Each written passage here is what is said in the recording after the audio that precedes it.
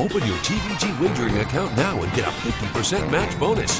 Make your first deposit through a preferred deposit method, such as TVG Betcash, Green Dot Money Pack, or wire transfer, and bet to get half credited back into your account. Go to TVG.com or call 1-888-PLAY-TVG.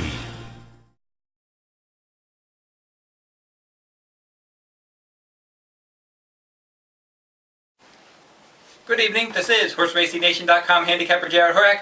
This is the video feature race of the week. This week's feature race for Saturday, March 3rd is going to be the 10th race from Aqueduct, the Grade 3 Gotham Stakes. 3-year-olds, they're going to be traveling 1 1/16 miles on the inner dirt track. And before we get to the Gotham Stakes, let's go back and discuss a couple races from last week on the 3-year-old trail.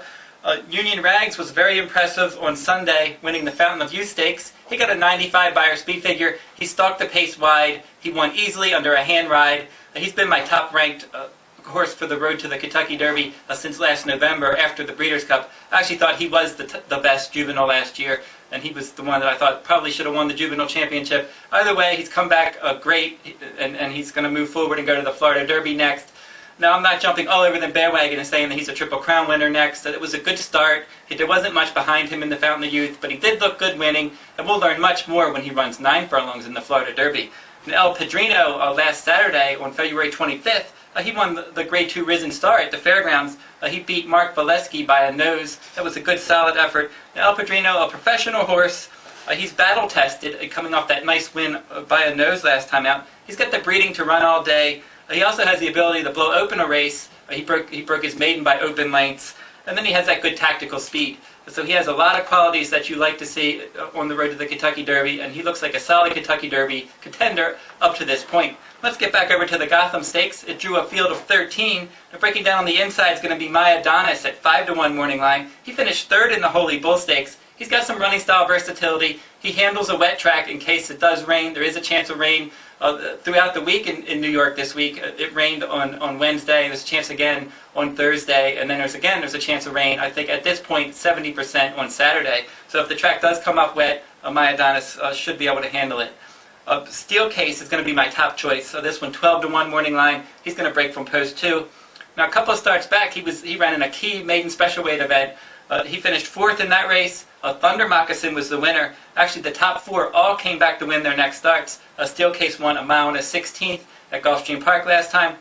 And then the second place finisher from that one, Windsurfer, came back and won his next start. So Steel Case has been facing some good horses at Gulfstream Park. He's got some tactical ability. He's bred to handle a wet track if it does come up wet. And I think he's going to save all the ground, stalking the pace. We'll see how he fits class-wise here. I'll take a shot at 12-1.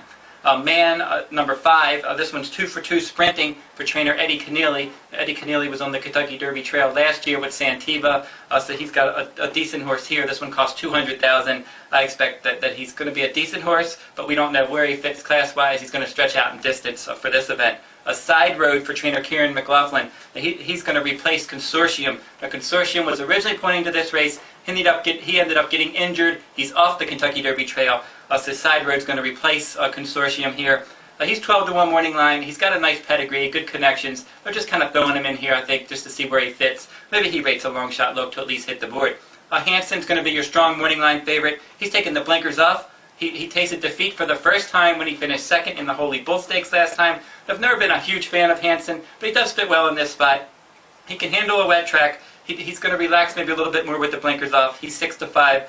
King and Crusader is probably going to press him throughout. Either if HANSEN can get loose or if he can sit just off the lead and show some finishing ability, he could be tough. If he's going to continue to be a Derby contender, he's going to need to relax more in the early going. He used up a lot of early energy in the Holy Bull. He didn't have anything left late. We'll see if he can relax a little bit in the early going in this spot. And then on the outside, Tiger Walk. This one finished 3rd in the Withers Stakes.